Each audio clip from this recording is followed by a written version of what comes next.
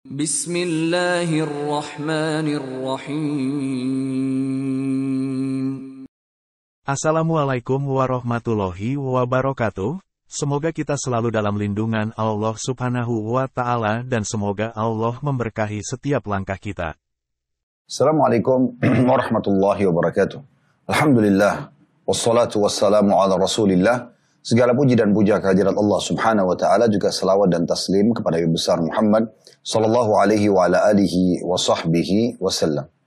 Saudaraku sekalian, bertemu lagi kurang lebih sebulan sekali kita kembali membahas tentang sejarah manusia terbaik di muka bumi ini, Nabi besar Muhammad sallallahu alaihi wa ala alihi wa sahbihi wasallam.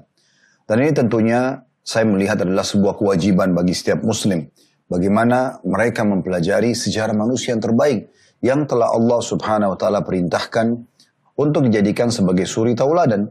Allah berfirman dalam surah Al-Ahzab, "Laqad kana lakum fi Rasulillahi uswatun hasanatun liman kana yarjullaha wal yawmal akhir wa dzakarallaha katsiran." Sesungguhnya pada diri utusan Allah Nabi Muhammad sallallahu alaihi wasallam ada suri tauladan bagi orang-orang yang ingin bertemu dengan Allah, ingin juga mendapatkan yang terbaik di akhirat, dan juga ingin berzikir kepada Allah dengan zikir yang banyak. Dan tentunya kita sudah membahas beberapa poin sebelum kelahiran Nabi Muhammad SAW pada pertemuan-pertemuan sebelumnya. Dan kali ini kita akan melanjutkan bahasan kita, masih kisah sosok orang yang telah mengubah ajaran Nabi Ibrahim dan Ismail alaihi wassalatu wassalam, yaitu Amru bin Luhai. Kembali saya ingatkan beberapa hal yang dilakukan oleh Amr bin Luhai. Amr bin Luhai ini adalah dari suku Khuza'ah yang datang ke Mekah lalu merebut kekuasaan dari suku Jurhum. Yang tadinya suku Jurhum ini adalah suku yang bergabung dengan atau yang datang ke Mekah dan tinggal bersama Hajar, ibunya Nabi Ismail alaihissalam. Di awal sekali Hajar dan juga Ismail tinggal di Mekah.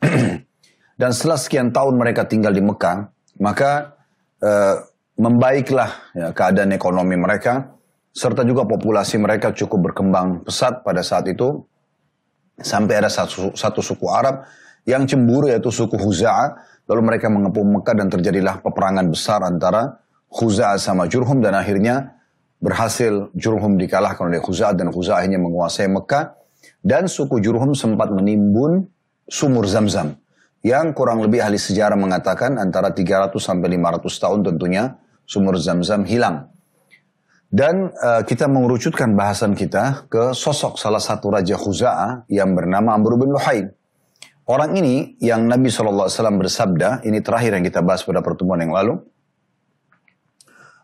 aku diperlihatkan Amr bin Luhai di neraka, isi perutnya keluar karena dialah yang pertama, maksudnya dalam kondisi disiksa ya, dialah orang pertama yang mengubah ajaran Ibrahim alaihi salatu wassalam. Jadi ajaran Nabi Ibrahim adalah ajaran tauhid, ajaran mengesahkan Allah Subhanahu wa Ta'ala. Amr bin Luhai adalah seorang raja yang sebenarnya bijaksana dan juga dermawan di Mekah. Namun dia tidak mengetahui ajaran Nabi Ibrahim. Nah, dia adalah seorang yang datang dari luar Mekah, kemudian datang merebut Mekah bersama dengan sukunya. Tentu bukan dia yang memimpin peperangan, kakek-kakeknya. Amr bin Luhai adalah salah satu dari keturunan suku Khuza'ah itu. Lalu kemudian pada saat dia menjadi raja, dia coba mengambil hati masyarakatnya. Di antaranya karena Mekah tidak ada air, dia selalu mengambil atau memerintahkan banyak sekali orang-orang dia dengan menunggangi unta dan membawa kendi-kendi besar yang membawa air dari luar Mekah, ya, di sumur-sumur yang ada di sekitar Mekah atau di luar kota Mekah, dibawa ke Mekah untuk kebutuhan penduduk Mekah. Sampai satu waktu dia pergi ke negeri Syam dan dia bertemu dengan suku Mamalik, di mana mereka ini menyembah berhala. Lalu Amr bin Luhai bertanya kepada mereka, apakah yang kalian lakukan? Kata suku Mamalik ini, kami menyembah patung-patung ini. Kami jadikan perantara antara kami sama Allah. Dan patung-patung ini memenuhi hajat kami. Kalau kami butuh air, kami butuh kesembuhan, kami butuh keturunan, mintanya sama patung ini sebagai perantara antara kami sama Allah. Akhirnya Amr bin Luhai tidak berpikir panjang, dia mengatakan di Mekah kami tidak memiliki air. Mungkin patung-patung ini akan bisa membantu kami. Maka dia pun membeli beberapa patung, dan ini unik karena Tuhan dibeli. Maka dia membeli beberapa patung lalu dia membawa pulang ke Mekah dan dia memerintahkan masyarakat Mekah untuk menyembah. Pertama satu patung atau beberapa patung dulu. Kemudian setelah itu dia mengembangkan dengan menyuruh masyarakat Mekah untuk membuat patung. Dan setiap suku bahkan punya patung sendiri di pemukiman mereka. Bahkan setiap rumah bisa memiliki patung sendiri yang mereka pahat dan mereka beli atau mereka beli dari pasar. Sampai akhirnya tersebarlah penyembahan berhala di kota Mekah. Plus lagi mulai diperjualbelikan patung-patung di pasar-pasar Mekah. Akhirnya jemaah haji yang datang di masa itu juga ikut-ikutan. Mereka membeli patung lalu mereka mulai menyembah patung-patung di negeri-negeri mereka. Dan ini yang menyebabkan Nabi SAW mengatakan, aku diperlihatkan Amr bin Luhai di neraka, isi perutnya keluar karena dia yang pertama mengubah ajaran Ibrahim alaihi salatu wassalam. Mereka tentunya kita sudah jelaskan juga tentang nama-nama patung yang ada di sekitar Ka'bah. Saya tidak akan ulangi lagi, tapi diantaranya adalah Isaf dan Na'ilah, yang sebenarnya mereka ini bukan patung. Tapi mereka adalah laki-laki, Isaf laki-laki dan Na'ilah perempuan dari negeri Yaman di mana mereka saling suka. Dan karena Isaf pada saat melamar Na'ilah ke ayah Na'ilah menolak, maka mereka pun janjian ikut dengan kafilah menuju ke Mekah untuk melaksanakan ibadah haji. Namun di saat Ka'bah lagi kosong, karena kondisi Ka'bah tidak seperti sekarang tentunya. Di masa itu kalau sudah maghrib, isya, kalau kita sekarang orang-orang sudah tidak lagi di sekitar Ka'bah. Maka keduanya pun berzina, na'udzubillah, di depan Ka'bah. Akhirnya Allah kutuk mereka menjadi patung. Awal-awal kejadian, orang-orang masih tahu ini adalah Isaf dan ini Na'ilah yang Allah kutuk. Isaf ditaruh di Bukit Safa dan Na'ilah ditaruh di Bukit Marwah untuk menjadi pelajaran bagi orang-orang. Namun dengan berjalannya waktu di masa Amr bin Luhai, orang-orang sudah banyak melupakan tentang kisah Isaf dan Na'ilah. Hanya mereka mengangkat keduanya, ditaruh dekat Ka'bah lalu disembah sebagai sekutu Allah Subhanahu wa taala. Dan ini yang terjadi yang dilakukan oleh Amr bin Luhai yang sangat fatal, yaitu menyebarkan ajaran persekutuan kepada Allah Subhanahu wa taala. Itu yang kita bahas terakhir. Sekarang kita akan masuk hal yang lain yang terjadi di Mekah dan itu menyebar dari masa atau di masa Amr bin Luhai, yaitu membunuh anak perempuan. Pada saat itu ada satu tradisi yang dikembangkan oleh penduduk Mekah. Mereka menganggap kalau mereka punya anak perempuan berarti itu menghina mereka. Karena bagi mereka perempuan tidak bisa menjadi panglima perang, tidak bisa menjadi prajurit yang dikenang, tidak bisa menjadi tokoh masyarakat atau yang lainnya. Sehingga mereka menganggap kalau punya anak perempuan cukup satu, yang mungkin darinya nanti populasi manusia akan berkembang biak, sisanya dibunuh dan mereka kubur hidup-hidup. Ini satu tradisi yang luar biasa, yang sangat fatal sekali. Dan saking melekatnya itu di diri mereka, sampai-sampai kalau ada seseorang antara mereka dikaruniai anak perempuan, maka wajah mereka berubah menjadi memerah dan mereka merasa malu. Mereka membunuhnya, dikubur hidup-hidup, atau mereka harus menahan malu di tengah-tengah masyarakat karena tersebar, si fulan ini atau keluarga ini memiliki anak perempuan yang dibesarkan. Ya seperti itulah. Dan Allah menggambarkan, Bapak Ibu sekalian, kita bisa lihat, Anda silakan buka aplikasi Al-Quran di handphone Anda, surah An-Nahl, surah nomor 16, ayat 58 sampai 59. Nah, sementara Anda mencari atau buka di handphone Anda di aplikasi Al-Quran An-Nahl, surah nomor 16, ayat 58 sampai 59, juga perlu kita titik beratkan, teman-teman sekalian, bahwasanya mereka ini digambarkan di dalam Al-Quran dengan sangat detail apa yang mereka lakukan. Dan Allah Subhanahu wa taala tentu mengharamkan membunuh anak, apapun alasannya. Anak itu karunia dari Allah Subhanahu wa taala, di mana anak-anak ini laki-laki atau perempuan masing-masing memiliki kedudukan, ya. Bahkan dalam Islam, anak perempuan itu dianjurkan untuk dimanjakan.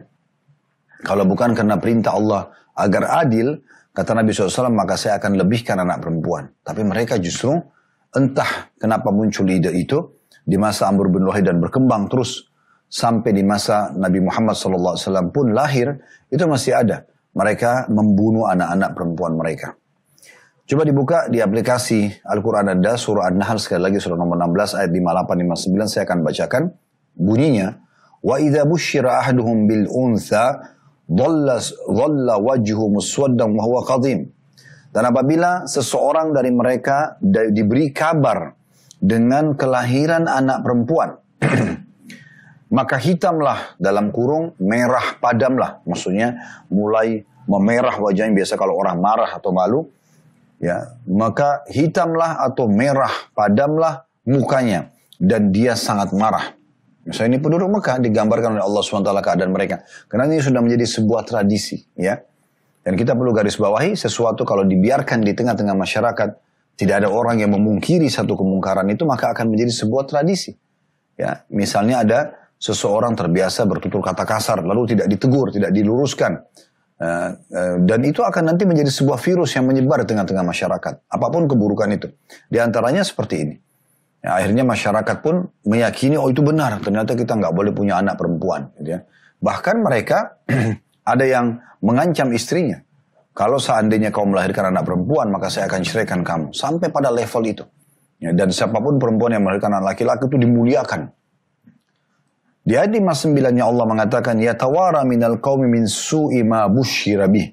Ayumsikuhu ala hunin aw yadussuhu fit turab ala sa'a ma yahkumun. Yang artinya, ia menyembunyikan dirinya, karena punya anak perempuan nih, dari orang yang banyak, disebabkan buruknya berita yang disampaikan kepadanya, maksudnya tentang kelahiran anak perempuan. Apabila dia akan memeliharanya dengan menanggung kehinaan, atau akan menguburkannya ke dalam tanah hidup-hidup.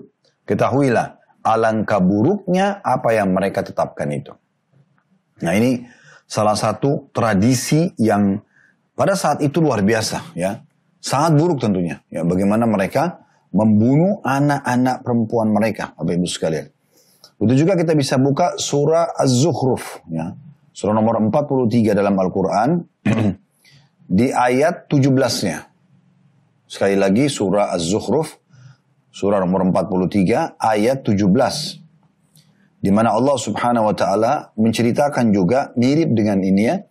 Mirip dengan tadi surah An-Nahl. Bunyinya, wa idza busyira ahaduhum bima daraba lirrahmani mathalan dhalla wajhu muswaddan wa huwa kadhim. Padahal apabila salah seorang dari penduduk Mekah itu di antara mereka diberi kabar gembira dengan apa yang dijadikan sebagai misal bagi Allah yang Maha Pemurah, jadilah muka mereka hitam pekat sedangkan dia amat marah menahan sedih. Yang dimaksud di sini orang-orang Mekah, kalau Bapak Ibu kembali dalam surah Az-Zukhruf di ayat 15, ya, di ayat 16 itu sebenarnya menceritakan bagaimana penduduk Mekah menganggap Allah Subhanahu wa Ta'ala memiliki anak-anak perempuan, yaitu para malaikat. Adalah para malaikat, ya. Dan ini sebenarnya kedustaan. Allah Subhanahu wa Ta'ala lam yalid wa lam yulad. Tidak beranak dan tidak diperanakan, tidak ada orang tuanya, tidak ada keturunannya. Karena kalau ada orang tuanya, siapa awal nih? Dan kalau ada keturunannya, maka siapa keturunan Allah Subhanahu wa Ta'ala?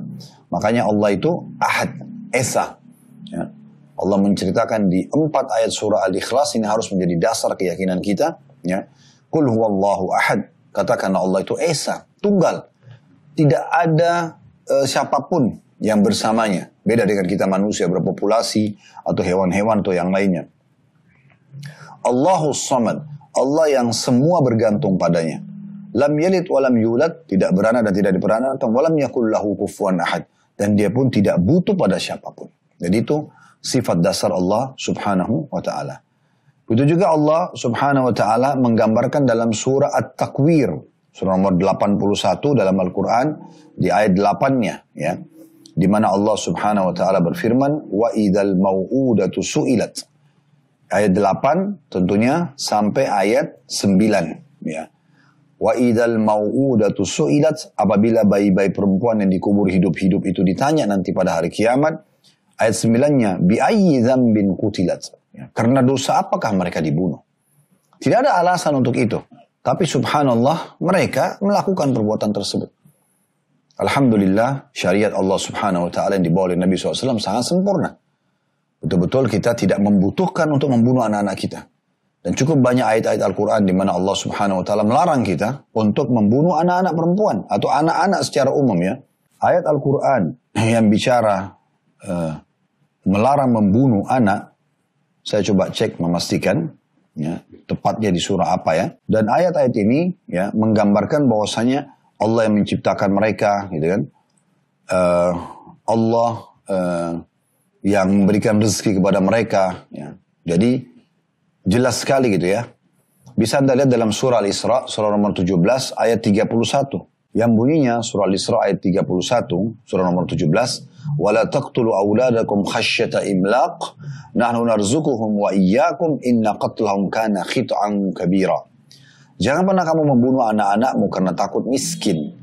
Kamilah yang memberi rezeki kepada mereka dan juga kepadamu. Sesungguhnya membunuh mereka adalah suatu dosa yang besar. Jadi banyak orang kadang-kadang dia berpikir, saya tidak usah punya anak.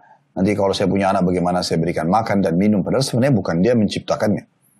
Saya dan semua laki-laki tugasnya adalah bagaimana kita ya bekerja, berikhtiar, ya mencari rezeki, menikah, kemudian tentunya kita memiliki sperma, bibit manusia yang kita akan tuangkan ke rahim istri yang halal gitu ya, pasangan yang halal. Dan dia pun memiliki sel telur yang akan menampung nanti ya bayi tersebut. Lalu lahirlah bayi tadi. Kita tidak punya apa-apa kecuali itu saja. Bukan kita yang memilih warna kulitnya, bentuk paras wajahnya, bentuk tubuhnya, rambutnya dan segala macam. Bahkan kita tidak punya andil di satu helai rambutnya. Allah Subhanahu wa taala penciptanya. Makanya Allah mengatakan jangan pernah kalian membunuh anak-anak kalian karena sesungguhnya kami yang memberi rezeki kepada kalian dan kepada mereka, ya. Kami memberi rezeki kepada ya, mereka dan kepada kalian. Dan sesungguhnya membunuh mereka adalah kesalahan yang fatal. Ya. Jadi Allah sudah tentukan rezekinya. Ya, kalau orang memiliki anak, Allah sudah tentukan. Bahkan kita bisa meraih pahala yang sangat besar dengan mendidik anak-anak kita. Dalam sebuah sabda Nabi SAW, salah satu dari 7 hal yang paling banyak yang akan terus mengalirkan pahala setelah seseorang meninggal dunia, salah satunya setelah ilmu yang bermanfaat adalah anak soleh. Ya, anak soleh. Dan ini keturunan. Berapa banyak orang subhanallah yang belum Allah karuniahi, maka yang sudah dikaruniai dan mereka masa sedih. Dan harusnya yang sudah dikaruniai dia menjaga baik-baik ini. Nah itu perbuatan yang kedua teman-teman sekalian yang terjadi di masa Amr bin Luhai. Setelah memasukkan patung ke Jazirah Arab, dia juga ya menyebarkan untuk menghinakan anak perempuan sampai pada level membunuhnya. Yang ketiga teman-teman sekalian, dia mengubah talbiyah. Talbiyah adalah ucapan yang dianjurkan para jemaah haji dan jemaah umrah dari masa Nabi Ibrahim AS dan Ismail AS. Masih ingat kita sempat menjelaskan dari 2 Nabi mulia inilah ya tersyariatkan ibadah haji ya, dan bagaimana rentetan kehidupan mereka akhirnya membuat itu adalah satu kerangkaian haji. Seperti tidak jadi disembelih Nabi Ismail, jadi rangkaian itu haji atau menyembelih hewan di musim haji atau berkurban bagi orang yang sedang tidak haji juga ya. Kemudian juga ada tawaf dan sa'i. Tawaf itu setelah dibangun Ka'bah, orang disunahkan sholat di belakang makam Ibrahim itu sebagai bukti kalau Nabi Ibrahim yang membangunnya. Tawafnya itu membersihkan dosa. Sa'i adalah upaya Ibunda Hajar alaihi salatu wassalam, di mana beliau yang keliling untuk mencari air Zam-Zam. Air Zam-Zam juga ditemukan dari hadiah dari Allah Subhanahu wa taala untuk keluarga yang mulia ini. Jadi memang rangkaian ini seperti jumrah juga itu karena upaya Nabi Ibrahim AS untuk melempar iblis yang datang menggoda beliau agar tidak membunuh anaknya Ismail atau menyembelih anaknya Ismail sesuai dengan perintah Allah. Inilah semua rentetan yang mungkin tidak kita ulangi lagi yang sudah kita sampaikan pada pertemuan-pertemuan sebelumnya. Nah, di dalam pengerjakan ibadah haji dan umrah, tentu yang Anda sudah pernah pergi tidak asing, dianjurkan kita membaca labbaik Allahumma labbaik. Labbaik Allahumma labbaik artinya Allah, aku jawab panggilanmu dengan santun. Labbaik la syarika laka labbaik. Aku jawab panggilanmu dengan santun dan tidak ada sekutu bersamamu. Nah ini kita langsung menepis apa yang dibuat oleh Amr bin Luhai. Tidak ada sekutu bagi Allah. Di masa itu banyak sekali patung-patung dijadikan sebagai sekutu Allah Subhanahu wa ta'ala. Bahkan nanti akan kita lihat di masa Nabi SAW bebaskan kota Mekah, beliau ya pada saat itu menghancurkan 360 patung yang ada di sekitar Ka'bah. Yang masing-masing suku menyembah patung-patung tersebut. Anda bisa bayangkan berapa banyak, memenuhi tempat itu dari patung-patung kalau 360 jumlahnya. Kita ulangi lagi talbiyahnya, labbaik Allahumma labbaik. Ya Allah, aku jawab panggilanmu dengan santun. Labbaik la syarika laka labbaik. Aku jawab panggilanmu dan tidak ada dengan santun dan tidak ada sekutu bersamamu. Innal hamda, sesungguhnya puji-pujian, wan ni'mata, dan semua nikmat, laka wal mulk, serta kerajaan adalah semua milikmu, la syarika lak. Diulangi lagi, tidak ada sekutu bersamamu. Amr bin Luhai, dia menambah, karena dia memasukkan patung-patung di Jazirah Arab, terutama di Mekah, dia suruh nambah talbiyah itu, dan dilakukan oleh masyarakat Mekah. Itu terus berkembang talbiyah tambahan ini, sampai di masa Nabi Muhammad SAW, dan mengakar sekali di masyarakat. Dan Amr bin Luhai adalah seorang raja pada masa itu. Ditambah setelah la syarika lak, tidak sekutu bersamamu, ditambah illa syarikan huwa lak tamliku wa ma malak. Kecuali sekutu yang kau miliki dan kuasai apapun yang ia miliki. Jadi kalimat ini syirik. Illa syarikan huwa lak. Kecuali sekutu yang engkau kuasai. Walaupun Allah SWT kuasai, tapi Allah tidak butuh sekutu. Nah, ini termasuk yang dilakukan. Kemudian yang keempat, teman-teman sekalian, selain memasukkan patung-patung Jazirah Arab, selain membunuh anak perempuan, selain mengubah talbiyah, itu sudah 3. Yang keempat adalah pensyariatan bahirah, saibah, wasilah, dan ham. 4 hal ini nanti akan kita jelaskan tentunya maknanya, teman-teman sekalian. Amr bin Luhai menetapkan syariat bagi masyarakat Mekah yang ia buat sendiri. Dan ini keluar dari ajaran Nabi Ibrahim dan Ismail alaihissalam. Yaitu pengkultusan hewan tertentu. Pengkultusan hewan tertentu. Allah subhanahu wa ta'ala menggambarkan ini dalam surah Al-Ma'idah. Silakan dibuka. Surah nomor 5 dalam Al-Quran. Di ayat 103. Di ayat 103. Ya. Di mana Allah subhanahu wa ta'ala menggambarkan tentang pensyariatan ya, atau penetapan sebuah hukum oleh Amr bin Luhai ini di Mekah dengan mengkultuskan hewan-hewan. Ya. Saya bacakan sekali lagi Al-Ma'idah surah nomor 5 ayat 103. Ma ja'alallahu min bahiratin wala sa'ibatin wala wasilatin wala hamin walakin alladhina kafaru yaftaruna 'ala Allahil kadhib wa aktsaruhum la ya'qilun.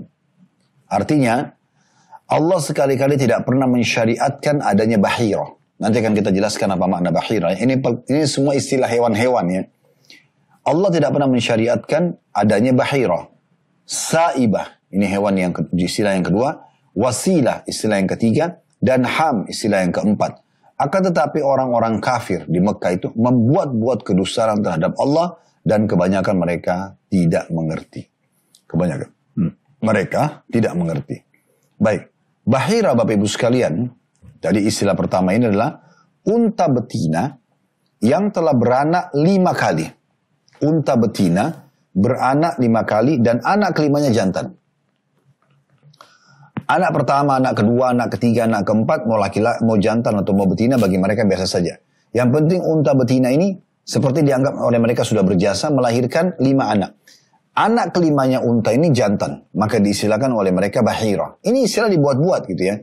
Tapi perlu kita sampaikan karena ini yang ditekankan oleh Amr bin Luhai dan menjadi sebuah hukum di Mekah pada masa itu. Lalu unta betina itu yang tadi, induk ini yang sudah melahirkan 5 anak, dibelah bagian telinganya, dilepaskan, dibiarkan, tidak boleh ditunggangi lagi dan tidak boleh diambil air susunya. Subhanallah ya. Jadi banyak sekali sisi negatifnya. Unta ini sudah melahirkan 5 anak yang bisa bermanfaat bagi manusia. Justru disiksa, dipotong kupingnya, lalu dibiarkan, dilepaskan, tidak boleh ada yang memanfaatkannya. Gitu kan? Ini agak unik gitu ya. Artinya bukannya dimuliakan. Ya. Dan tidak boleh juga diambil manfaat darinya. Selain daripada itu, ini tidak masuk akal. Apa hubungannya unta dikultuskan seperti ini? Ya. Seperti kalau misalnya di Indonesia ada orang, misalnya contoh saja, ada orang punya peternakan sapi, dia buat satu peraturan di peternakannya, kalau sapi betina ini melahirkan 5 anak, anak kelimanya jantan, maka tidak boleh lagi dijual. Nggak boleh lagi diambil manfaat susunya, nggak boleh disembelih sampai mati begitu. Kayaknya agak unik ya. Tapi seperti itulah. Makanya Allah mengatakan orang kafir ini mengada-ngada. Tadi disebutkan di dalam surah Al-Ma'idah ayat 103. Dan kebanyakan mereka tidak berakal. Apa ini? Syariat apa gitu? Ya. Tapi ini syariat yang diterapkan oleh Amr bin Luhai. Kemudian istilah yang kedua, saibah. Saibah adalah unta betina yang dibiarkan pergi kemana saja. Karena sesuatu nazar. Nazar. Seperti jika orang Arab jahiliyah akan melakukan sesuatu atau mau perjalanan yang berat misalnya ya, maka ia bernazar akan menjadikan untanya saibah bila maksud atau perjalanannya berhasil dengan selamat. Jadi misalnya orang dulu di Mekah itu, saya pun sebenarnya menjelaskan ini seperti ya tidak dibutuhkan gitu. Karena Allah mengatakan ini orang tidak berakal mereka. Tapi kita terpaksa menyampaikan ini teman-teman sekalian karena harus dijelaskan bagaimana jahilnya Amr bin Luhai dan bagaimana masyarakat Mekah waktu masa itu wajar disebutkan dengan masa jahiliyah. Karena hal seperti ini mereka kultus gitu ya. Jadi saibah ini istilah yang mereka buat-buat unta betina yang dikhususkan untuk nazar. Misalnya ada orang mengatakan, saya kalau berhasil bisnis ini, saya kalau berhasil menikah dengan orang itu, saya kalau berhasil pindah rumah, misal contoh, ya, atau saya kalau berhasil pergi safar dan saya berhasil pulang ke Mekah kembali, maka dia niatkan, dia beli unta betina atau dia punya unta betina yang dia katakan ini akan jadi saibah. Dia iklankan, jadi orang-orang semua tahu ini akan jadi saibah. Maksudnya unta betina yang dibiarkan tidak boleh lagi dimanfaatkan karena nazar orang itu berhasil. Nah, ini unik sekali, ya. Padahal sebenarnya dalam Islam pun, walaupun nazar itu dibolehkan teman-teman, tapi dasar hukumnya makruh. Karena kalau nazar ini kan misalnya, saya kalau sembuh penyakit saya akan menyembelih 1 ekor sapi misalnya. Berarti kalau tidak sembuh, dia tidak akan lakukan. Padahal sebenarnya yang benar adalah, bagaimana dia sembelih sapi, dia bagikan dagingnya misalnya, niat agar dengan kebaikan sedekah itu, daging sapi itu, dia akan disembuhkan sama Allah. Itu boleh. Tapi kalau dia nazar, walaupun hukumnya boleh dasarnya, ya, dan hukumnya dimakruhkan oleh para ulama karena kalau berhasil misalnya sembuh betul penyakitnya, maka hukum menyembelih sapinya hukumnya wajib. Oleh karena itu dia makruh, ya. Dan di sini subhanallah, ya, dia justru menyiksa hewan ini. Dia jadikan untanya saibah dan tidak boleh lagi disentuh, tidak boleh segala macam, ya, karena nazar dia. Yang ketiga, wasilah. Wasilah adalah seekor domba betina melahirkan anak kembar yang terdiri dari jantan dan betina. Itu diistilahkan domba, ya, betina yang melahirkan anak kembar, anaknya jantan dan betina. Maka yang jantan itu disebut dengan wasilah, tidak disembeli dan diserahkan kepada berhala. Nah, ini lagi sama kejahilan, ya. Jadi kalau ada unta betina melahirkan, domba betina melahirkan 2 ekor kambing, 2 ekor anak, 1 jantan 1 betina, yang jantannya dinamakan dengan wasilah.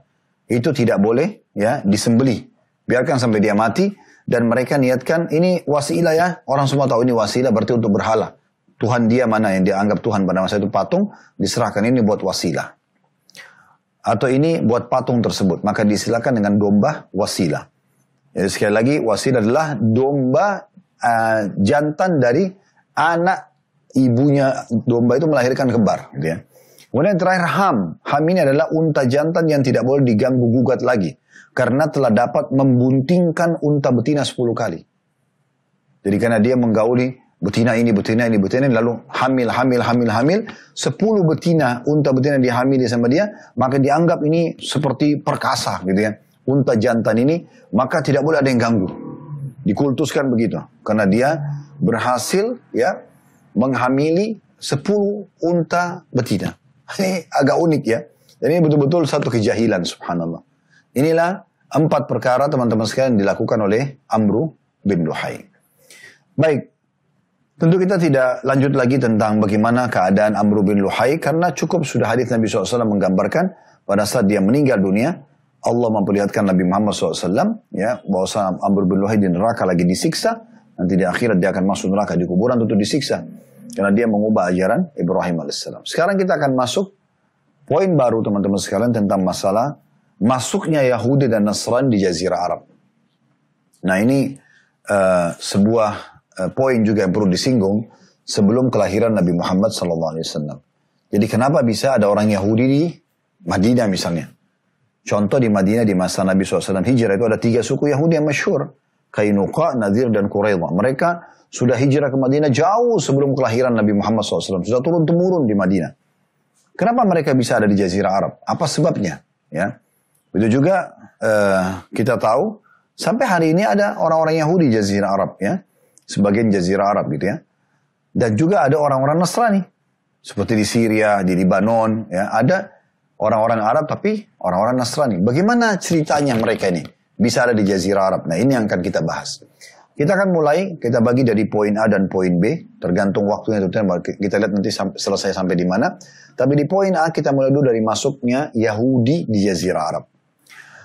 Ahli sejarah teman-teman sekalian, kita ambil dua saja, tentu ada banyak ahli sejarah, tapi yang kami jadikan rujukan adalah Ibnu Athir dan Ibnu Kathir. Dua orang ini ya, Ibnu Athir dan Ibnu Kathir ya. Dua orang yang masyhur dengan panggilan ini tentunya. Mereka kedua menyebutkan bahwasanya awal mula Yahudi masuk ke Jazirah Arab itu adalah kisah seorang raja yang bernama Rabi'ah bin Nasr. Rabi'ah bin Nasr. Rabi'ah bin Nasr adalah seorang raja di negeri Yaman pada masa itu. Ia bermimpi yang membuatnya gelisah tentang gangguan pada keluarganya. Pada masa itu, orang banyak mempercayai dukun, peramal, penyamun, dan penyihir. Maka Rabi'ah bin Nasr pun bertanya kepada para dukun dan para peramal tentang mimpinya. Dan mereka berkata, akan datang pasukan dari Ahbash, dari Ethiopia, yang akan menguasai Yaman dan merebut kekuasaan darinya. Maksudnya, nanti Rabi'ah bin Nasr ini akan dikalahkan oleh pasukan dari Ethiopia. Ini ngarang-ngarang tentunya ya, pada masa itu. Dan nanti kerajaannya Rabi'ah akan habis, dihancurkan. Karena khawatir akan kebenaran berita tersebut, karena Rabi'ah bukan orang yang beragama pada masa itu, dan dia percaya dukun-dukun, ditipu sama dukun-dukun ini, maka dia pun mengungsikan sebagian besar keluarganya ke wilayah Irak, tepatnya di wilayah namanya Hira. Dan akhirnya mereka pun menjadi penguasa di sana. Ada satu not di sini, ada satu raja juga masyhur di wilayah Irak, itu namanya Nu'man ibn Munzir, dan ini dari keturunan Rabi'ah bin Nasr. Pada saat Rabi'ah meninggal dunia, muncullah dari salah satu keturunannya seseorang yang bernama Tabban As'ad. Nah ini Bapak Ibu tolong di garis bawahi nama ini ya. Tabban As'ad adalah keturunan Rabi'ah bin Nasr yang sangat masyhur dengan julukan Tubba. Tubba ya. Dan ini yang Allah sebutkan dalam Al-Quran, wa qawmu Tubba. Dan kaum Tubba. Tubba ini dari istilah bagi raja-raja Yaman. Diambil dari namanya Tabban As'ad. Karena raja ini sangat masyhur. Ini anaknya Rabi'ah bin Nasr. Untuk lebih jelasnya tentunya ada julukan-julukan raja-raja di masa dulu. Seperti orang Raja Romawi Kaisar. Kita tahu ya. Kaisar Romawi. Kemudian ada Persia. Ada disilakan dengan Kisra. Ya. Kemudian di Mesir ada Fir'aun. Fir'aun itu bukan nama orang tapi julukan ya. Makanya yang dianggap oleh para ahli sejarah yang mencoba mengejar Nabi Musa dan akhirnya tenggelam di Laut Merah itu Ramsis ya, nomor sekian. Tapi julukannya adalah Fir'aun, itu raja-raja Mesir, julukannya Fir'aun. Kemudian kita kita tahu juga ada raja Ethiopia, nah istilahnya Najasyi ya.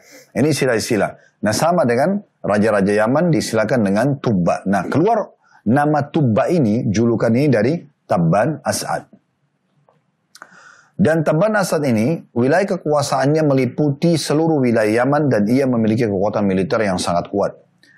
Tabban As'ad ini terkenal sangat suka dengan perniagaan. Ia pun banyak melakukan perjalanan untuk berniaga. Sampai suatu hari ia tiba di Yathrib. Yathrib ini Madinah sekarang. Nama lainnya Yathrib ya. Setelah Nabi SAW hijrah ke Madinah, beliau melarang kita menggunakan atau memanggil Madinah dengan Yathrib. Ini nama dulu ya. Tabban As'ad ini, dia pernah berniaga, dia datang dengan pasukannya ke kota-kota, negeri-negeri, di antaranya dia tiba di Madinah. Dan dia sempat meninggalkan salah satu anaknya untuk berniaga di Madinah. Dan masa itu, perniagaan Madinah terkenal dengan buah kurma. Lalu terjadilah perselisihan antara anak Tabban As'ad dengan penduduk Madinah yang menyebabkan penduduk Madinah membunuh anak Tabban As'ad ini. Maka karena marah, Tabban As'ad pun segera menyiapkan pasukan besar mengepung Madinah pada masa itu dan ingin membalas dendam kepada penduduk Madinah karena kematian anaknya. Saat tiba di Madinah, tanpa terelakkan lagi terjadi peperangan antara Tabban dengan penduduk Madinah. Tabban sangat dikejutkan melihat kemurahan hati masyarakat kota Madinah karena pada siang hari mereka berperang dengan pasukan Tabban, tapi malam hari mereka mengirim makanan dan obat-obatan kepada musuh-musuh mereka. Namun Tabban tidak peduli dengan itu, walaupun dia sempat kagum melihat sikap orang Madinah, tapi dia tetap ingin membalas dendam atas kematian anaknya. Sampai satu hari, keluarlah dari kota Madinah, 2 orang pendeta Yahudi menemui Tabban. Dan bertanya kepada Tabban, wahai Raja yang mulia, apa yang Anda inginkan di kota ini? Tabban mengatakan, aku ingin membalas kematian anakku dengan menghancurkan kota ini berikut semua penduduknya. Maka kedua pendeta tersebut mengatakan, Anda tidak akan mampu. Maka kata Tabban, kenapa? Kata kedua pendeta Yahudi ini, karena kota ini adalah tempat hijrahnya Nabi terakhir nanti. Nabi Muhammad SAW maksudnya ya. Dan kami pun berada di kota ini turun-temurun karena hal tersebut. Bila Anda tetap ngotot untuk menghancurkan kota ini, maka Allah akan menghancurkan Anda. Ini keyakinan orang Yahudi tentang kemuliaan kota Madinah. Dan sampai hari ini tentu kita muliakan kota Madinah. Ini menggambarkan bagaimana Yahudi sangat menyadari dan mengetahui kedatangan Nabi Muhammad SAW. Dan mereka betul-betul mengenal Nabi Muhammad SAW. Bahkan mereka lebih mengenal daripada anak-anak mereka. Makanya Allah menyinggung dalam surah Asy-Syu'ara. Ya, silakan Anda buka surah Asy-Syu'ara. Saya juga akan coba memastikan. Ya. Surah nomor 26 ayat 197. Asy-Syu'ara 26 ayat 197 ini, Bapak Ibu sekalian, Allah menyinggung mereka, ya, para orang-orang Yahudi ini, bagaimana mereka sudah tahu tentang Nabi Muhammad SAW. Bahkan mereka hijrah ke Madinah jauh sebelum kelahiran Nabi Muhammad SAW. Tujuannya tidak lain kecuali untuk menunggu kedatangan Nabi Muhammad SAW untuk Nabi terakhir yang mereka yakini. Allah menggambarkan di 197 tepatnya ya. Maaf, bukan 196, 197. Asy-Syu'ara, surah nomor 26 ayat 197 yang bunyinya, awalam yakun lahum ayatan ayya'lamahu ulama'u Bani Israel. Dan apakah tidak cukup menjadi bukti bagi mereka bahwa para ulama Bani Israel mengetahuinya? Maksudnya mengetahui Nabi Muhammad SAW. Mereka hijrah ke Madinah untuk itu. Mereka hijrah ke Madinah untuk itu. Dan Allah Subhanahu wa Ta'ala menggambarkan memang Nabi Muhammad SAW, teman-teman sekalian, itu sudah disebutkan dalam Taurat dan Injil. Bahkan mereka sangat yakin akan keluar Nabi terakhir itu. Apalagi yang berpegang teguh pada kemurnian isi Taurat dan isi Injil. Anda bisa lihat dalam surah Al-A'raf, surah nomor 7 dalam Al-Quran, di ayat 157. Ini kita bisa lihat bagaimana Allah menggambarkan kalau Nabi Muhammad SAW memang betul-betul tergambarkan di dalam Taurat dan Injil. Kita yakin itu. Karena ini penyampaian Allah dalam Al-Quran. Sekali lagi silakan buka surah Al-A'raf surah nomor 7 ayat 157. Saya akan bacakan. Ayat ini cukup panjang. Allah berfirman, "Alladzina yattabi'una ar-rasula an-nabiyya al-ummiyya alladhi yajidunahu maktuban 'indahum fit Taurati wal Injili ya'muruhum bil ma'ruf wa yanhahum 'anil munkari wa yuhillu lahum at-tayyibati wa yuharrimu 'alayhim al-khaba'ith wa yadh'u 'anhum israhum wal aghlal allati kanat 'alayhim." فالذين آمنوا به وعزروه ونصروه واتبعوا النور الذي أنزل معه أولئك هم المفلحون. Allah mengatakan, orang-orang yang mengikuti Rasul Nabi Muhammad SAW, Nabi yang ummi, nggak bisa baca, nggak bisa nulis. Memang itu kelebihan yang Allah berikan kepada Nabi Muhammad SAW untuk menepis isu kalau Al-Quran dikarang-karang oleh Nabi Muhammad SAW. Sampai hari ini masih ada di antara para orientalis, orang-orang barat yang sengaja belajar Islam untuk mencari kekurangan Islam, mereka masih menyebarkan isu ini, mengatakan Al-Quran adalah susunan potongan ayat-ayat Injil dan Taurat yang disusun oleh Nabi Muhammad SAW. Maka Allah membantah, dia ummi. Nabi Muhammad SAW tidak bisa baca, tidak bisa nulis. Bagaimana dia mengarang-arang? Apalagi di masa itu belum ada ya alat kayak kita sekarang, media. Kalau mungkin ada media kayak sekarang, orang masih bisa saja menganggap, oh iya, bisa tinggal copy paste dan diambil gitu kan. Maka ini jelas Allah mengatakan, oh itu orang-orang yang mengikuti Rasul, Nabi yang ummi, yang namanya mereka dapati tertulis dalam Taurat dan Injil, yang ada di sisi mereka, yang menyuruh mereka mengerjakan yang ma'ruf. Ciri Nabi Muhammad SAW menyuruh mereka melakukan ketaatan kepada Allah, dan melarang mereka dari mengerjakan yang mungkar, yang dilarang oleh Allah, dan menghalalkan bagi mereka segala yang baik dan mengharamkan bagi mereka segala yang buruk, dan juga membuang dari mereka beban-beban dan belenggu-belenggu yang ada pada mereka. Karena dalam Al-Quran ada hukum-hukum yang menghapus yang tadinya ada dalam hukum Taurat dan Injil. Di antaranya contoh misalnya Bani Israel dulu di masa Nabi Musa AS, dalam surah Al-Baqarah digambarkan kalau mereka berbuat dosa besar, cara tobatnya selain bertobat kembali kepada Allah, istighfar kepada Allah, mereka juga membunuh diri mereka. Tapi di masa Nabi Muhammad SAW sudah tidak lagi membunuh diri dengan taubat. Cukup kata Imam Nawawi rahimahullah mengerjakan satu dari 3 hal. Meninggalkan dosa itu seketika, menyesali dan janji sama Allah tidak mengulanginya, maka sudah cukup. Kemudian dikatakan, maka orang-orang yang beriman kepadanya, kepada Nabi Muhammad SAW, memuliakannya, menerima ajarannya dan memuliakan, menolongnya, dan mengikuti cahaya yang terang yang diturunkan kepada yang maksudnya Al-Quran. Mereka itu adalah orang-orang yang mendapatkan keberuntungan atau beruntung. Jadi memang disebutkan dalam Al-Quran, digambarkan kalau sebenarnya ada pada mereka ya ilmu tersebut, ya, ilmu tersebut. Ya. Baik, kita tidak panjang lebar jelaskan ini tentunya, karena memang ini kalau mau dilanjutkan cukup panjang ya bahasanya, karena dalam surah Shaf juga disebutkan bagaimana Nabi Isa mengatakan, ya'ti min ba'di ismuhu Ahmad. Nabi Isa menyampaikan kepada Bani Israel, kalau akan datang nanti Nabi setelahnya bernama Ahmad. Dan Nabi Muhammad SAW mengatakan, ya sungguhnya saya memiliki 5 buah nama, saya Muhammad dan saya Ahmad. Dua-dua maknanya sama, Muhammad sama Ahmad artinya terpuji ya. Kemudian saya Hasyir, yang dibangkitkan manusia setelah beliau dibangkitkan pada hari kiamat. Kemudian beliau juga Aqib, yang tidak ada Nabi sesudahnya.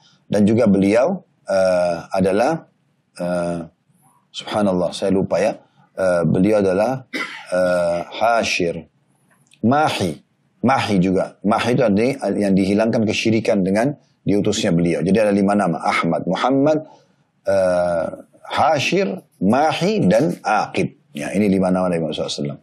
Dan tentu kita juga nanti akan lihat Bapak Ibu sekalian ke depannya, bi'inillahi ta'ala, sebelum lahirnya Nabi Muhammad SAW, kalau nama Muhammad belum pernah dipakai di Jazirah Arab. Dan itu didapatkan oleh Abdul Muttalib dari seorang pendeta Nasrani di negeri Syam. Nanti kita jelaskan di kisah kelahirannya Nabi Muhammad SAW. Tapi sekarang kita kembali dulu ke kisah Tabban As'ad ini. Kembali tadi ke kisah ya yang sebelumnya, bagaimana Tabban As'ad akhirnya bertemu dengan 2 pendeta Yahudi. Lalu pendeta Yahudi mengatakan, untuk apa Anda ke sini? Dia mengatakan, saya ingin membunuh penduduk negeri ini karena membunuh anak saya, dan saya akan hanguskan semua kota ini. Maka kata 2 pendeta Yahudi tersebut, Anda tidak akan mampu, Anda tidak akan bisa.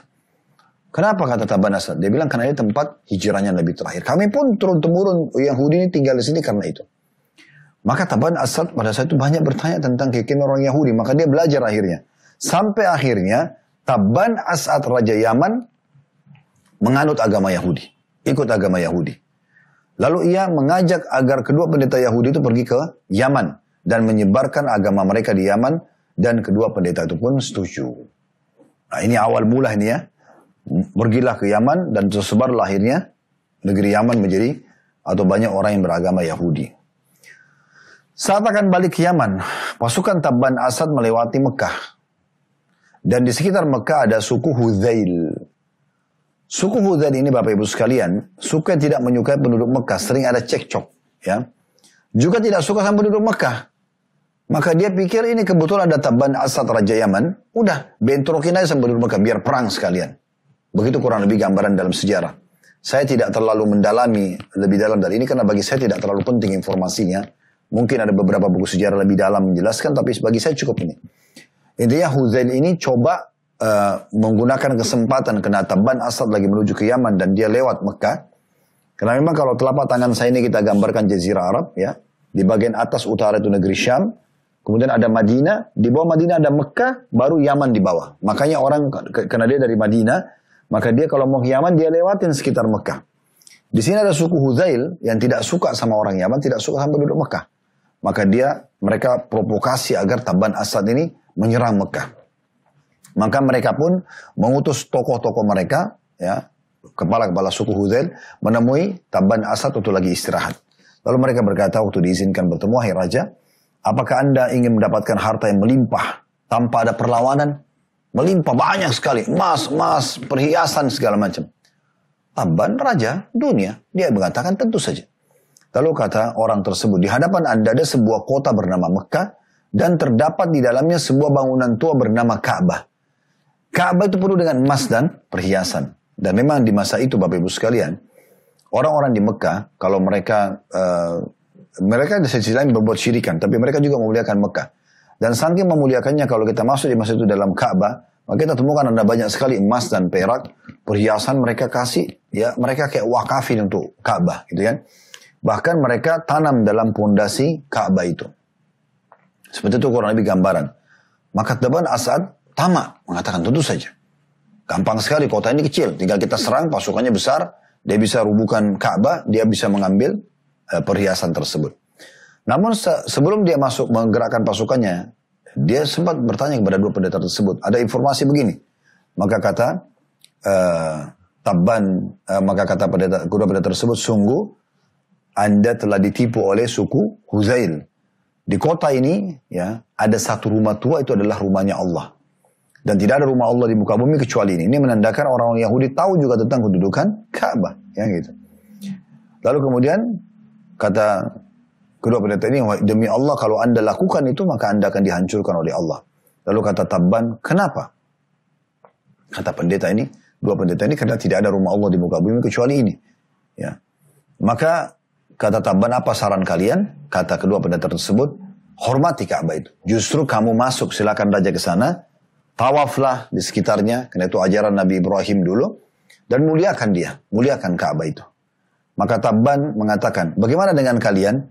Kata kedua pendeta tersebut, kami lakukan bila saja kaum yang penduduk Mekah itu tidak memenuhinya dengan berhala. Sementara kami ulama, kami tidak layak melakukan itu.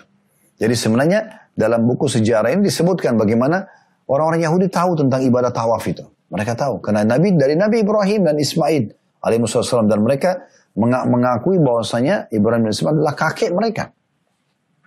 Ya, karena Yahudi atau Bani Israel. Israel nama lainnya Nabi Yakub. Nabi Yakub adalah anaknya Nabi Ishak. Nabi Ishak anaknya Nabi Ibrahim. Gitu kan? Jadi memang ini mereka tahu masalah itu. Maka mereka tidak mau masuk ke sekitar Ka'bah karena melihat ada berhala-berhala. Maka Tabban As'ad pun mengikuti saran dua pendeta tersebut. Dia mulai tawaf setelah mengetahui caranya. Dan kemudian dia beristirahat sejenak. Pada saat dia tidur dekat Ka'bah, dia sempat bermimpi kalau dia memberikan Ka'bah penutup atau kiswah namanya. Nah, sampai sekarang kain hitam Ka'bah itu dinamakan kiswah. Nah itu dimulai yang pertama memberikan kiswah adalah Tabban As'ad ini. Di hari kedua ia bermimpi hal yang sama. Maka ia lalu memerintahkan agar Ka'bah diberikan kiswah yang lebih baik dari kain katun. Inilah awal mula kisah adanya kiswah. Dan karena itu perbuatan baik masih bertahan sampai hari ini karena Nabi Muhammad SAW tidak melarangnya. Tabban As'ad lalu melanjutkan perjalanan ke negeri Yaman, Bapak Ibu sekalian. Saat tiba di Yaman, ia segera mengumpulkan tokoh-tokoh masyarakat Yaman, juga para dukun dan peramal agar menganut agama Yahudi. Para dukun dan peramal yang sudah lama menguasai Yaman menolak karena mereka pemimpin pada saat itu. Dan dukun sama peramal ini memang bermain sama syaitan, iblis, ya. Sementara ajaran Yahudi kalau murni, ya mereka pasti mengetahui syariat Allah Subhanahu wa taala itu tidak boleh. Maka para dukun-dukun ini menolak, para masyarakat Yaman pun yang memang mengikuti dan mengkultuskan, memuliakan dukun-dukun, mereka juga menolak. Masyarakat Yaman saat itu juga sangat mengagungkan api. Dan mereka memiliki satu tumpuan api raksasa besar. Setiap ada yang bertikai, maka kedua belah pihak diutus atau mengutus seseorang yang mewakili mereka. Kemudian diperintahkan berdiri di depan pintu gerbang yang ada api itu. Ya ada api besar. Nanti kalau dibuka, siapa yang pertama diserang oleh api, maka dia orang yang salah. Tentu ini kebodohan sebenarnya. Tapi sejarah menjelaskan seperti itu. Masyarakat Yaman lalu meminta agar pemimpin mereka, para peramal dan dukun, untuk berdiri di hadapan pintu Ka'bah, tempat tungkuhan api yang besar itu. Jadi kalau mereka buka, apinya pasti keluar secara otomatis ya. Mereka meminta untuk membuktikan siapa benar atau siapa salah. Apakah pendeta ini atau dukun-dukun mereka yang salah. Nanti berdiri di depan pintu tersebut, begitu dibuka, siapa yang dilahap oleh api dia yang salah. Begitu keyakinan mereka. Maka mereka minta agar para dukun, pimpinannya berdiri dan pendetanya juga berdiri di situ. Tabban As'ad setelah bermusyawarah dengan kedua pendeta tersebut, maka pendeta mengatakan kami akan melakukannya. Dan subhanallah, dengan hikmah Allah Subhanahu wa taala pada saat itu, waktu dibuka pintu tungkuan api tersebut, api melahap si dukun, ya, dan mati. Maka dengan ini akhirnya, ya, penduduk Yaman masuk ke dalam agama Yahudi, ya. Dan tentunya ada kisah sedikit di sini pada saat api itu dibuka dan api itu menyerang pendeta sempat menyerang si dukun sempat melarikan diri. Lalu penduduk Yaman memaksa mereka untuk kembali lagi. Lalu setelah kembali dibuka yang kedua kalinya, ternyata api itu menghanguskan dan membunuh, terbakarlah si dukun tadi. Berjalan waktu, Tabban Asad meninggal dunia dan digantikan oleh anaknya bernama Hassan. Hassan ini sangat percaya diri dan ia ingin melebarkan sayap kekuasaannya. Ia membentuk pasukan lalu ia keluar ingin menyerang seluruh dunia agar menaklukkannya. Ini anaknya Tabban Asad bernama Hassan. Ya, kita sekarang pindah ke generasi setelahnya. Ini kan Rabi' bin Nasr tadi punya anak Tabban Asad. Sudah panjang lebar kita ceritakan cerita Tabban Asad. Sekarang Tabban Asad sudah meninggal menganut agama Yahudi dan ada anaknya bernama Hassan. Ini turunan Yaman semuanya. Tentu di masa itu, Bapak Ibu sekalian, di masa itu ya keyakinan tentang beriman kepada Allah ada di tangan orang Yahudi dan orang Nasrani, gitu ya. Dan Nabi Muhammad SAW belum diutus, gitu ya. Hassan ini sangat percaya diri dan dia ingin coba menyerang, ya, membentuk pasukan dan ingin menguasai, ingin menjadikan Yaman sebagai negara adik kuasa lah di masa itu. Dan dia sempat bertanya kepada para prajuritnya, siapa kira-kira negara yang paling kuat di dunia pada masa itu? Maka salah satu pemimpin yang panglima perang mengatakan Persia. Persia ini wilayah yang sangat luas. Jadi kalau Yaman itu ada, kalau dari telapak tangan saya ini saya gambarkan Jazirah Arab, Yaman ada di bagian bawahnya. Kalau Anda searching di Google tentang Jazirah Arab, Anda akan lihat bentuknya, ya, mirip-mirip lah ya, telapak tangan mungkin kurang lebih. Di bagian bawah itu Yaman. Nah ini Yaman memang besar sebenarnya, tapi dia kecil kalau dibandingkan Persia, karena Persia itu ada di daerah timurnya Jazirah Arab. Persia itu Irak, Iran, Rusia, Afghanistan, ini semua masuk wilayah Persia. Maka dia dengan percaya diri Hassan mengatakan, saya akan mulai menyerang Persia dulu.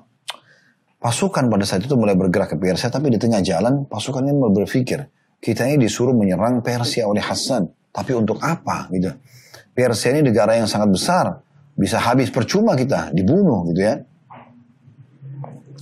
Maka Hassan pun ya pada saat itu tetap ngotot. Waktu pasukannya memberikan masukan, dia tidak mau tahu. Pokoknya intinya saya ya maunya menyerang.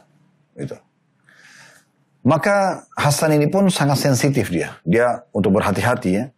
Dia seorang raja dan panglima perang. Dia tidak membolehkan sembarangan orang masuk ke kemah dia selama perjalanan menuju ke Persia. Kecuali orang yang dia percaya. Para pemimpin pada saat itu mulai diskusi. Panglima-panglima perang yang lain. Ini percuma ini. Hassan ini orang yang otot, keras kepala, gak mau dengar gitu ya. Dan bagaimana kalau kita sampai pergi ke Persia dan kita kalah semuanya nih.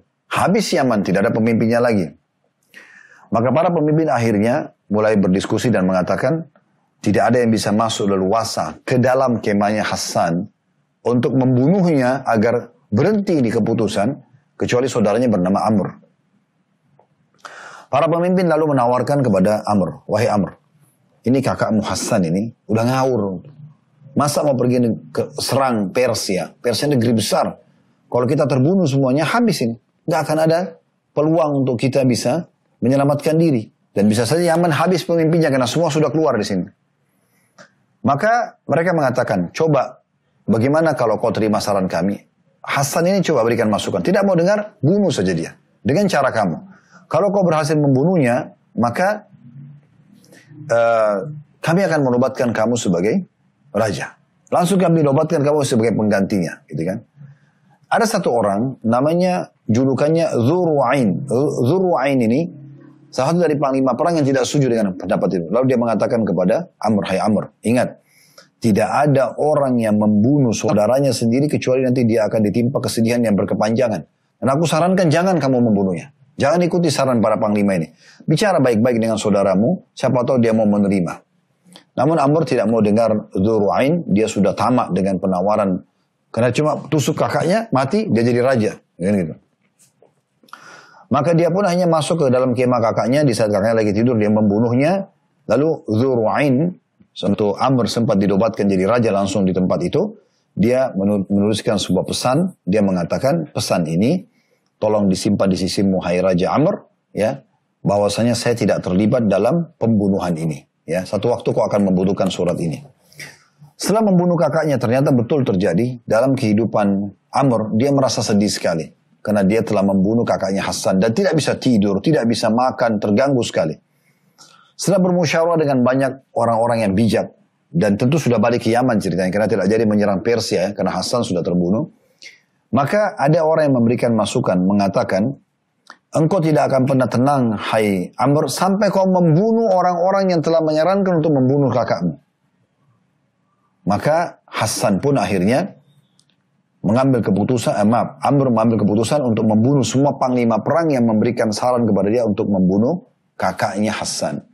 Maka dia pun membunuh semuanya, dan salah satu panglima perang itu adalah Dzur'ain. Maka Dzur'ain pada saat tiba giliran akan dipenggal lehernya, dia mengatakan, wahai Raja Amr, saya sudah titipkan surat kepada anda di saat anda dinobatkan jadi raja dan anda membunuh kakak anda Hasan. Maka cobalah buka gitu kan. Maka Amr pun membuka dan ternyata di dalamnya ada pepatah bahasa Arab yang Dzur'ain menulis untuk mengingatkan, jangan membunuh saudaramu dan aku berlepas diri kalaupun kau melakukannya.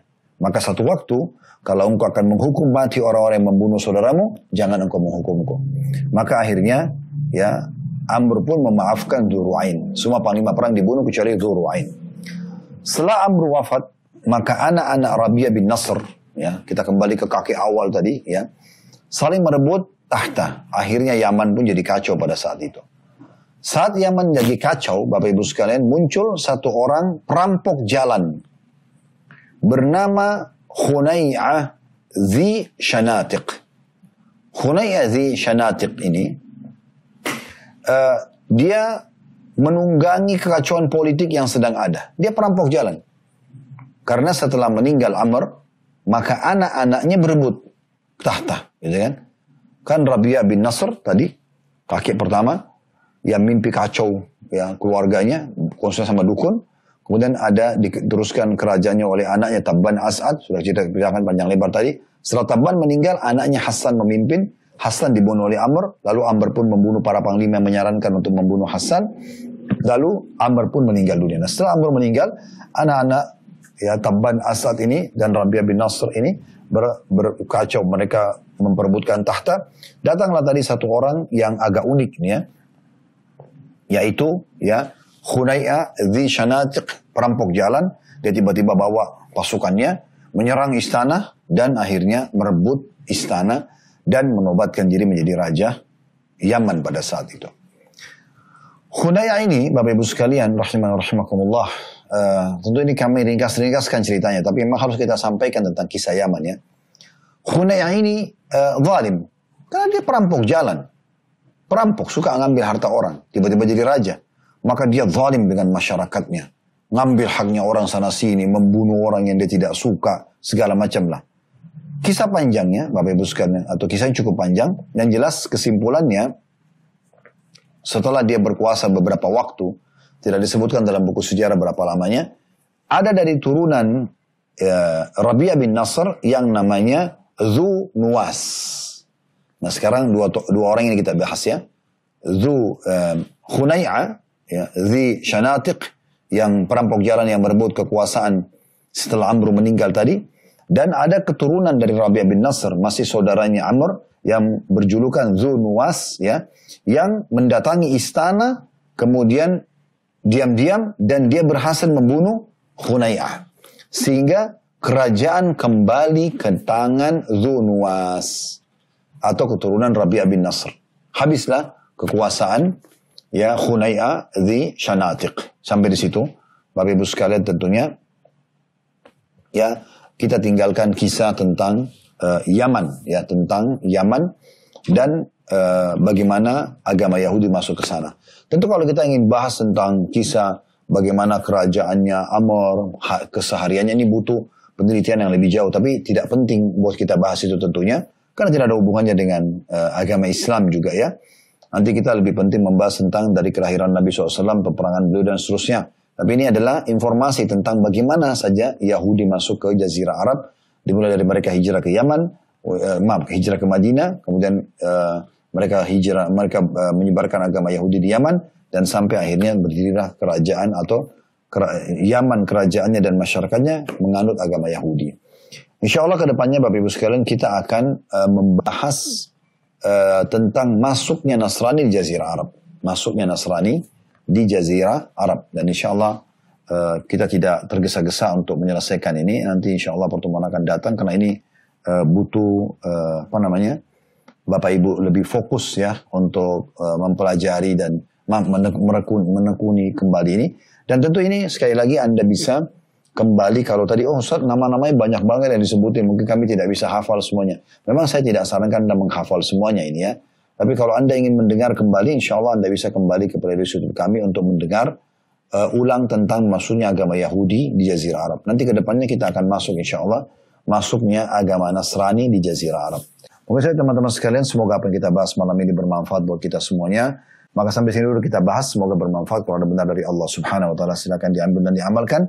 Wa ada salah dari saya, mohon dimaafkan. Subhanakallah wa bihamdika. Syadallah ilaha illa anta astaghfiruka wa atubu ilaik. Assalamualaikum warahmatullahi wabarakatuh.